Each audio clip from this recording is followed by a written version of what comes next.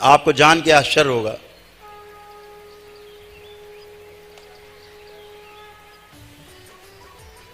कि तमाम रोग और समस्याएं जो आपको रहती हैं वो आपकी होती नहीं हैं, लेकिन आपका शरीर भोगता रहता है।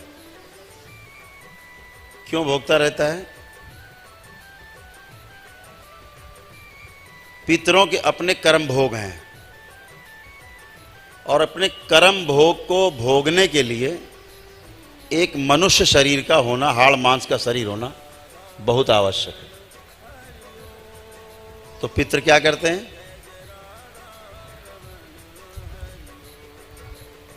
अपने जो भोग हैं वो आपके शरीर पर काटा काटा करते हैं, अपनी तकलीफ आपके शरीर पर काटते हैं और उनकी तकलीफ धीरे धीरे आपकी तकलीफ बन जाती है और आपका शरीर भोगता रहता है। तो आपको जान के यह आश्चर्य होगा कि आपके अपने जो स्वयं के कर्म भोग हैं वो तो कटने का नंबर ही नहीं आता। पितृ ही अपने कष्ट भोगते रहते हैं, अपने कर्म भोगते रहते हैं और अपने कर्म भोग काटते रहते हैं। कर्म भोग का किस्सा बहुत सीधा सीधा है। जो किया है उसे भोगना होगा, बचने का उपाय नहीं, कोई उपाय नहीं। कर्म भोग अपने से ही काटे कटते हैं।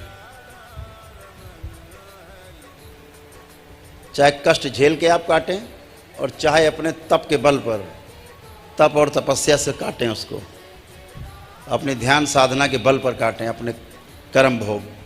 दीक्षा लेकर के फिर वो भी क्यों होता है कि आप स्वयं अपने कर्म भोग काटते हैं तप के बल पर।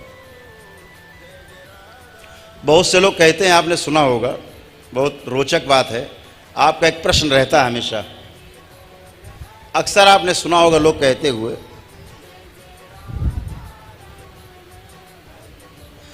कि हम तो बहुत पूजा पाठ करते हैं,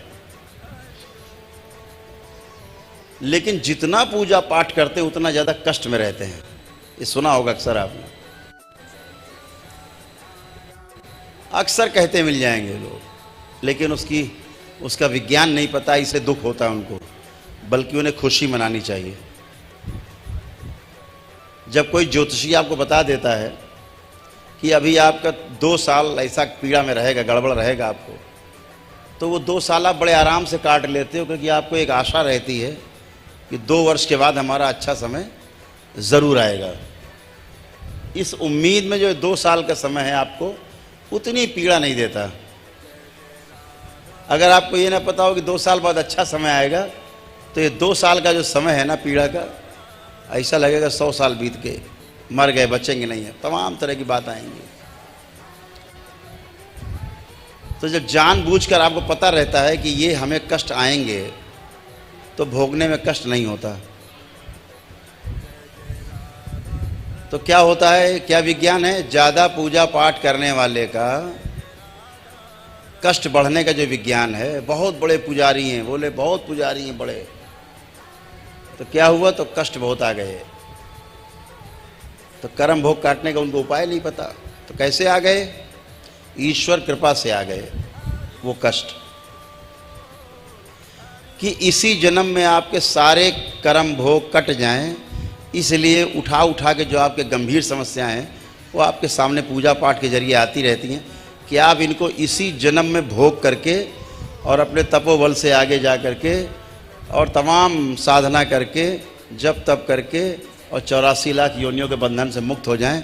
नहीं तो अगर कर्म भोग बचे रह गए तो अगले जन्म में फिर भोगने आना पड़ेगा। इसलिए विज्ञान ये है कि बहुत पूजा पाठ करने वाला व्यक्ति अक्सर बहुत कष्ट में रहता है, क्योंकि इसके कर्म भोग आगे बहुत तेज़ी से आते कटने के लिए। कट जाएंगे तो आराम में आ जाओगे आप, या अगले जन्म में आपको कष्ट नहीं मिलेंगे, या अगला जन्म होगा ही नहीं अगर आपका अच्छा रहा, कुंडलिनी की शक्ति खुली। तो दरबार बहुत से प्रयास करता है कि आपकी तमाम समस्याएं जो हैं वो आपसे दूर जाएं, हट जाएं, ख़त्म हो जाएं। जैसे दरबार ने तमाम शक्तियां खोली, कुंडलिनी की शक्ति खोली, ये दरबार के जो बच्चे हैं ना, ये दरबार के बच्चे अनंत की यात्रा करते हैं, आपको पता नहीं होगा, बैठे हैं यहाँ मंच पे। अनंत की यात्रा करते हैं, जहाँ पर 1000 जन्म लेके नहीं पहुँच सकता आदमी, बाबा और माँ की कृपा से, भगवान भोलेनाथ और माता की कामाख्या कृपा से क्षण भर में स्वर्ग तक की यात्रा करके लौट आते हैं 2-4 मिनट में। सभी लोगों की यात्रा करके लौट आते हैं, स्वर्गलोक की नहीं। जो बड़े बड़े साधक, बड़े बड़े साधना करने वाले लोग, जो बुद्ध हो गए, बड़े बड़े ऋषि मुनि कहलाए, वो काम है बच्चे दरबार के क्षण भर में निकल जाते हैं सर से ऊपर, और सब घूम घाम के आ जाते हैं 2-4 मिनट में। ये सब बैठे वीडियो बना रहे, भी घूम के आता है खूब ऊपर यात्रा करके। तो साधना की यात्रा है। आपके दरबार की कृपा है कि जब दीक्षा लेते हैं आप, तो ये भी चक्र आपके सारे खुलते हैं और सारे जो है आप यात्रा करते हैं अनंत की। फिर इन लोगों का दूसरे काम में मन नहीं लगता, कहते वही ठीक है, उधर ही जाना है फिर। तो आप अपने तप के बल पर अपने जो कर्म भोग हैं उन्हें आप काट लेते हैं, है? कह रहे जाते फंस भी जाते, वहाँ ऊपर फंस भी जाते, जब बिना अनुमति जाते हैं तो फंस भी जाते। अनंत की यात्रा है, बहुत अद्भुत। तो कर्म भोग कटते हैं अपने ही द्वारा। दरबार तमाम तरह से उपाय करके, कितना कितना बताया जाए आपको।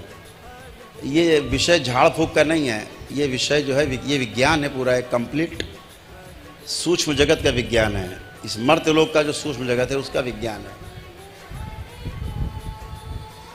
तो पितृ मुक्ति पाते हैं तो आपको भी तमाम समस्याओं से राहत मिलती है। उनके रोग जाते हैं, वो जाते हैं, उनके रोग जाते हैं साथ में। पितृ क्या करते हैं, आपके सूक्ष्म शरीर से अंग बदल लेते हैं। मान लो लीवर उनका गड़बड़ है, उन्होंने क्या किया, उनको कष्ट है, उन्होंने क्या किया, अपना सड़ा गला लीवर आप में और आपका अच्छा वाला लीवर अपने में फिट कर लिया। ये सूक्ष्म शरीर में होती घटना, आपको इसका पता भी नहीं चलता, बस आपको कष्ट रहने लगता है। बहुत से जब पितृ मुक्त हो जाते हैं, हम देखते हैं बहुत से लोगों के,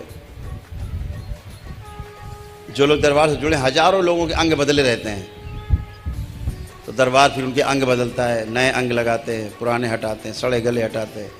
आवश्यकता पड़ती तो आपका सूक्ष्म शरीर बदल दिया जाता है, ताकि आप पीड़ा से रहित हो जाए, पीड़ा से खत्म हो जाए पीड़ा आपकी। आप देखते हैं ना, सर्जरी होती खड़े खड़े, कि 1 मिनट में कि डॉक्टर कह रहा घुटने बदलवाओ तो 5 लाख लगेंगे, 7 लाख, लेकिन चल फिर भी नहीं पाएंगे, चीर फाड़ डालेंगे, असली घुटना निकाल के लोहा लंगड़ा लगा देंगे। दरबार क्या करता है, 1 मिनट के अंदर आपकी सर्जरी करके घुटने नए, तो क्या होता, तुरंत आप उठक बैठक करना, चलना फिरना, धनाधन सब फर्स्ट क्लास हो गया, अच्छे हो जाते हो। आते हैं कि रीढ़ की हड्डी की सर्जरी होनी है, डॉक्टर कह रहा है, रिपोर्ट लिए है, सर्जरी होगी। दरबार क्या करता है, 10-20 सेकंड में स्पाइन की सर्जरी और आप उठक बैठक, फर्स्ट क्लास, काम खत्म, कोई कष्ट नहीं। ऐसा कैसे होता है, क्योंकि आपके जो गड़बड़ अंग हैं वो बदल दिए जाते हैं सूक्ष्म रूप से, उसका प्रभाव तुरंत आपके स्थूल में आता है। तो बताने लगेंगे तो विज्ञान है, किताब लिख जाएगी, पोथी लिख रहे हैं, पोथी तो पोथी पढ़िएगा बाद में, तो आपको तमाम विज्ञान का इसका पता रहेगा। आपको समस्याओं से छुटकारा मिलता, अलग इशू, लेकिन ये भी जानना आवश्यक है कि हमें समस्या क्या थी और हम समस्या से छुटकारा कैसे पाए। ये विज्ञान जानना आज का जो युवा वर्ग है बहुत जानना चाहता है कि ऐसा कैसे होता है।